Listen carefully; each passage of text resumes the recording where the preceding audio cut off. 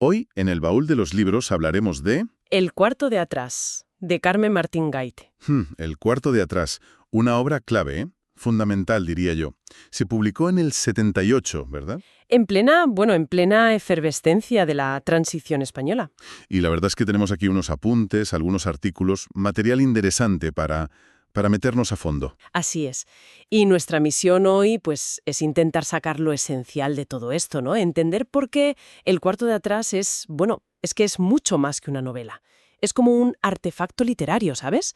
Una mezcla rara de memoria, de ensayo, de ficción. Marcó un antes y un después, yo creo. Sí, totalmente. Se nota casi como una necesidad de la autora por poner orden en el pasado, ¿no te parece? Totalmente. Es que funciona a varios niveles. Por un lado, es muy personal, una catarsis de Carmen Martín Gaite, como para enfrentarse a sus propios fantasmas, digamos. Pero claro, al mismo tiempo conecta muchísimo con la experiencia de toda una generación, los que vivieron la guerra, la posguerra tan larga. Es una obra que se atreve a romper silencios. Eso es importante. Claro, y además lo hace con unas herramientas, bueno, muy suyas, ¿no? Se habla mucho de eso, de la metaficción, de lo fantástico que mete. Es como si para contar ciertas cosas necesitara, pues, salirse un poco del realismo puro y duro. Exacto. Es que si no, quizá no se podía. Y ella, Martín Gaité, se convierte en eso, como en una exploradora de su memoria. Pero al hacerlo, claro, ilumina también la de todos, la colectiva. Sí, una exploradora o, fíjate, alguna vez la han llamado arqueóloga de interiores. Arqueóloga de interiores, me gusta. Porque la novela es eso, es un viaje alucinante a ese cuarto de atrás simbólico, donde va a parar todo lo olvidado, lo que no se dije. Pues venga, vamos a ello. Vamos a meternos en ese cuarto. Una de las primeras cosas que salta a la vista es eso que decíamos, ¿no? Lo de que es un género híbrido, que no sabes bien qué es. La narradora se llama Carmen, vive en Madrid, es escritora, como la autora. Esto es lo que llaman autoficción, ¿no? Justo, la autoficción. Esa zona un poco fronteriza donde el autor se mete como personaje en su propia obra. Y claro, los límites entre lo que vivió de verdad y lo que es literatura, pues se difuminan mucho. Y aquí es clave, porque El cuarto de atrás es en gran parte una novela sobre cómo se está escribiendo esa misma novela, la que tienes en las manos. Es un juego de espejos, sí. Muy Martín Gaite, por otro lado. ¿Y por qué crees que usa esta técnica aquí? O sea, ¿qué consigue con eso? Pues yo creo que consigue varias cosas importantes. Primero, darle valor a la memoria personal. Decir, esto también es historia, esto también es literatura. Segundo, le permite reflexionar sobre lo que es escribir, lo que es recordar, cómo contamos las cosas, ¿sabes? Cómo la ficción nos ayuda a ordenar el caos de la vida. Ya. Y tercero, crea una cercanía muy especial con quien lee. Te sientes como si estuvieras ahí con ella, en esa búsqueda. Entiendo, sí, sí. Y en el centro de esa búsqueda hay algo fundamental, la conversación. Una conversación larguísima, que dura toda una noche casi, y es como la herramienta principal para conocerse a sí misma. Exacto. La conversación es el motor. Pero ojo, no una conversación normal y corriente. Es una que fluye, que va, que viene, salta en el tiempo, mezcla lo más tonto con lo más profundo. Y junto a eso, todo el rato está la reivindicación de la imaginación, de la fantasía, como diciendo, esto es un espacio de libertad que nadie me puede quitar, sobre todo frente a la opresión de la dictadura, ¿no? A esa grisura. Ni imaginación ni diálogo como formas de resistir. Suena potente, sí. Pero, ¿cómo empieza todo? ¿Cómo se enciende esa mecha de la memoria? Pues empieza una noche de insomnio. Muy típico, ¿no? La narradora, esa Carmen, que es y no es la autora, está sola en casa, en Madrid, y fuera llueve. Eso crea una atmósfera muy de interior, ¿sabes? De viaje hacia adentro. El ambiente es como denso, expectante, casi de sueño. Ya, te lo imaginas perfectamente. Y en esa calma tensa, de repente, pasa algo. Primero una llamada de teléfono un poco rara. Y luego, ¡zas!, aparece alguien.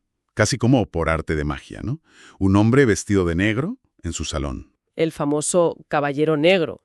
Un personaje que es fascinante precisamente porque nunca sabes bien quién es. Fíjate que a veces hasta dice que es rubio, lo cual ya te descuadra con el nombre.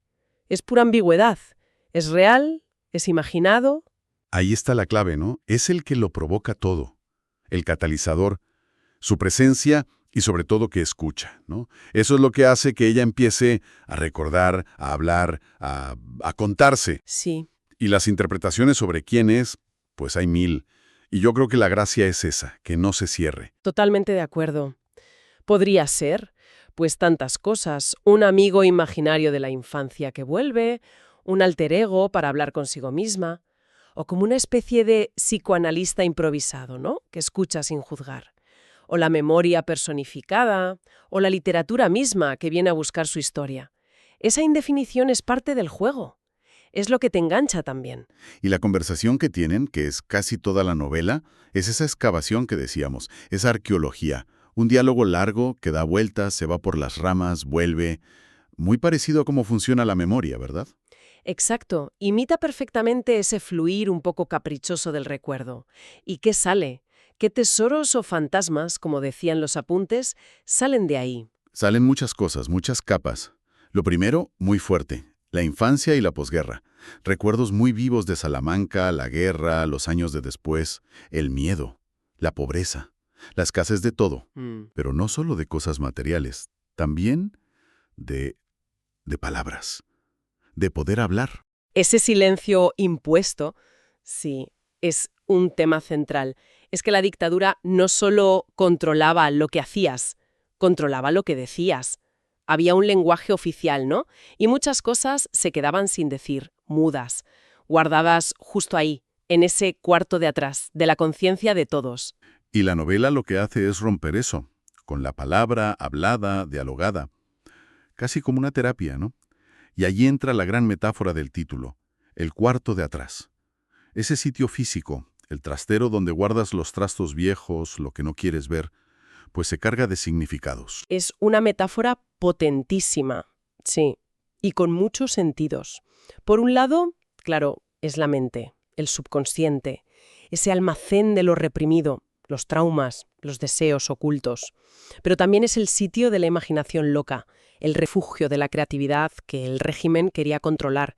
Es el lugar de los objetos olvidados, vale, pero también de los recuerdos incómodos que necesitas sacar para entenderte. Me parece muy interesante cómo dentro de esa exploración también reivindica la fantasía popular, lo que se consideraba literatura menor, ¿no? La novela rosa, Corín Tellado, las llama islas afortunadas. Es una reivindicación muy importante.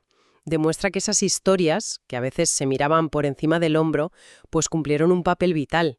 Dieron un respiro emocional a muchas mujeres, sobre todo, atrapadas en esa realidad tan asfixiante del franquismo. Eran como ventanitas a otros mundos. Necesarias. Una forma de resistir en lo pequeño, en lo íntimo. Podríamos decir que sí. Y frente a esa fantasía que libera, también salen en la conversación los símbolos de la opresión, ¿no? Los que vigilaban desde fuera. Sí, claro. Aparecen figuras como el monstruo o el cíclope. Son imágenes muy fuertes para hablar de esa vigilancia constante del régimen, de la censura, de esa figura del padre autoritario, Franco, pero también el sistema en sí, que quería verlo todo, controlarlo todo con un solo ojo, una sola verdad. El cíclope, un solo ojo, frente a todas las miradas, todas las voces que la novela intenta recuperar con el diálogo, con la memoria rota en pedazos. La oposición es muy clara. Exacto. Y todo este viaje nocturno, ¿no?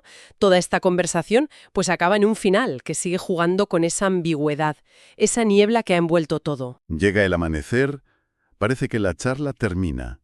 O a lo mejor ella se despierta de lo que ha sido un sueño larguísimo y muy real. El caballero negro ya no está. Se ha ido.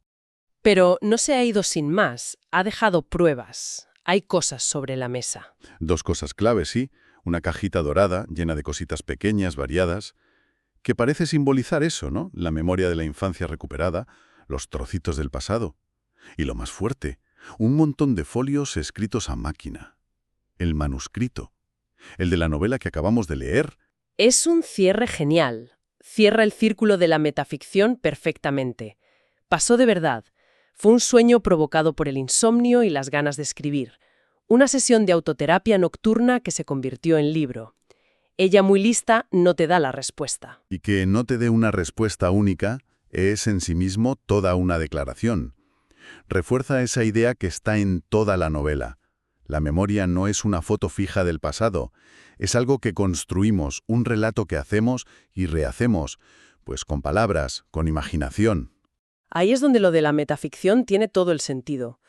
El cuarto de atrás no solo cuenta una historia del pasado, es que piensa en voz alta sobre cómo se cuentan esas historias, sobre cómo nos hacemos a nosotros mismos, cómo entendemos el mundo, pues a través de los cuentos que nos contamos sobre nuestra vida y nuestra historia. Se siente como un acto de liberación, no solo para ella, también para la literatura misma. Es como si Martín Gay te dijera, mira, la novela no tiene por qué ser solo un espejo de la realidad. Puede ser subjetiva, rota, confusa, y eso también sirve para buscar la verdad. Totalmente. Esa confusión aparente es una fortaleza. Le permite tocar heridas, silencios, cosas que quizás serían insoportables de contar de forma directa, ¿no? Con un realismo crudo. La ficción, la fantasía, ese diálogo medio soñado, se vuelven un lugar seguro para que salga una verdad más profunda, más emocional. Y además de todo esto de la memoria y la creación, es que no se puede pasar por alto la fuerza que tiene la perspectiva femenina en toda la obra. Es una ventana increíble a lo que era ser mujer con Franco. Absolutamente, fundamental. La novela pone voz a muchas de las limitaciones, de las experiencias propias de las mujeres de entonces. La casa como único espacio, la represión de los deseos, de la creatividad, las expectativas sociales tan asfixiantes. El propio cuarto de atrás también puede leerse así, ¿no? Como ese rinconcito simbólico al que se relegaba la vida interior de las mujeres, porque la calle, lo público, era cosa de hombres. Pero no es solo queja, ¿eh? También hay una revalorización muy clara de cosas que se asociaban a lo femenino y que a veces se menospreciaban. La importancia de hablar, de la charla íntima, hasta del cotilleo, de la fantasía de crearse mundos interiores, como formas de sobrevivir y de resistir calladamente a ese orden tan masculino y autoritario. Exacto. Martín Gaite les da dignidad a esas prácticas, las muestra como formas válidas de conocer y de afirmarse. Y en ese sentido, la conversación con el Caballero Negro tiene esa parte terapéutica tan clara. Ella misma creía mucho en el poder de la palabra hablada para sanar. Es como si el hablar se deshicieran nudos, ¿no? Nudos emocionales, mentales, que a lo mejor escribiendo sola no se deshacen igual. Y el Caballero Negro es como el interlocutor perfecto.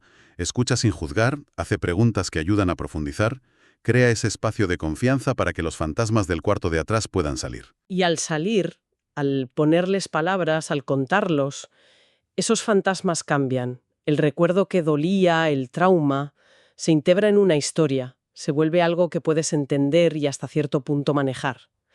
Es la palabra que cura el pasado. Otra cosa que me fascina y que los materiales que hemos visto remarcan es la forma misma de la novela. Es deliberadamente desordenada. Se va por las ramas, parece caótica a ratos. Sí, sí. La narradora salta de una cosa a otra que parece no tener nada que ver. Mezcla recuerdos suyos con ideas sobre libros, anécdotas tontas, con comentarios muy serios sobre historia o sociedad. Imita genial ese fluir libre, asociativo, a veces un poco errático del pensamiento, ¿no? De la memoria cuando no la fuerzas. Pero ese desorden no es un fallo, ¿verdad? Parece una elección muy consciente, sin ninguna duda. Y ahí es donde se pone la cosa interesante de verdad. Porque ese caos aparente en la forma es una apuesta estética, pero también yo diría que profundamente política. Es una manera de oponerse de lleno a la obsesión del franquismo por el orden, por la disciplina a rajatabla, la visión única, cuadriculada, lineal de la historia y de la vida. Es como si Martín Gay te dijera con la propia estructura. Mira, la vida, la memoria, la creatividad, no son ordenaditas. Son fluidas, caóticas, contradictorias, múltiples, y es justo en ese caos vital, en el desorden del cuarto de atrás, donde está nuestra humanidad y nuestra capacidad de resistir a los que quieren meterlo todo en el mismo molde. Exacto. Es reivindicar el derecho al desorden creativo y vital como un espacio de libertad. Por todo esto que hemos ido comentando, la riqueza de temas, lo nueva que fue en la forma, lo hondo que cala su testimonio, pues el cuarto de atrás se considera hoy una obra fundamental, canónica, vamos. Su valor va más allá de lo bonito que está escrito.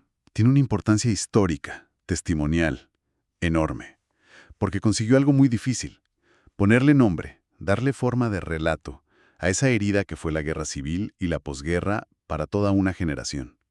Capturó esa atmósfera de silencio, de miedo, de sueños rotos. Representa un triunfo de la comunicación, sí, y de la imaginación, como herramientas para entender y para digerir el pasado. Demuestra que a veces, para llegar a las verdades más profundas, a las que la historia oficial calla o manipula, pues necesitas los sueños, la fantasía, inventar historias, hablar mucho en confianza. Y leerla es una experiencia muy especial. No eres solo alguien que mira. Te invita a meterte tú también en eso de recuperar la memoria, la tuya y la de todos. Te hace pensar en tus propios cuartos de atrás. Efectivamente, el mensaje final que te queda resonando es que la libertad, la personal y la colectiva, empieza por atreverte a contar tu propia historia, a dar voz a tus recuerdos, por rotos, contradictorios o desordenados que te parezcan. Lo cual nos deja ahí una reflexión importante, ¿no? Algo para darle vueltas después de esta charla. Sí, fíjate, pensando en Mamovela y en todo lo que hemos dicho, podríamos preguntarnos, ¿qué importancia tiene hoy, ahora mismo, reconocer y dar voz a nuestros propios cuartos de atrás, los individuales y los colectivos? O quizá, ¿de qué manera seguimos construyendo, o a lo mejor deconstruyendo, nuestras memorias, nuestras identidades, a través de lo que contamos y hablamos en este mundo digital tan rápido que a lo mejor crea otros silencios, otros olvidos? Hasta aquí una nueva intromisión en los libros. Mañana tendremos un nuevo episodio. ¿De qué hablaremos? Hasta mañana.